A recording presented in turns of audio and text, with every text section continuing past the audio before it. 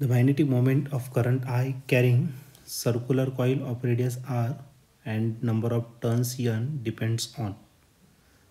हा क्वेश्चन 2023 आलेला होता. याच्या 4 ऑप्शनपैकी ऑप्शन आहे एन ओनली, बी ऑप्शन आहे आय ओनली, सी ऑप्शन आहे आर ओनली आणि लास्ट डी ऑप्शन आहे N I and R. Okay, तर या 4 ऑप्शनपैकी या क्वेश्चनचा करेक्ट आन्सर काय असलं पाहिजे, तर आपण याला काय करू, सॉल्व करूया. ओके, किंवा डिस्कस करूया. मॅग्नेटिक डायपोल मोमेंट जर घेतला तर मॅग्नेटिक डायपोल मोमेंटचा फॉर्म्युला असतो करंट इंटू एरिया.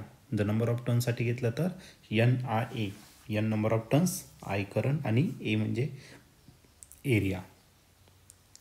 मग मी एक काम करतो, एन तसाच ठेवतो.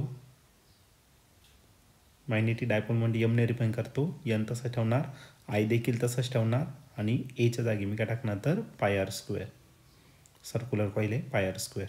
म्हणजे याचा अर्थ काय, आपला जो मॅग्नेटिक डायपोल मोमेंट आहे हा मॅग्नेटिक डायपोल मोमेंट ना फक्त एनवरती डिपेंड आहे, ना की आयवरती, ना की फक्त आरवरती, तो सगळ्यांवरती डिपेंड आहे. ओके, मग या ठिकाणी एनवरती पण डिपेंड आहे, आयवरती पण डिपेंड आहे आणि आरवरती पण डिपेंड आहे.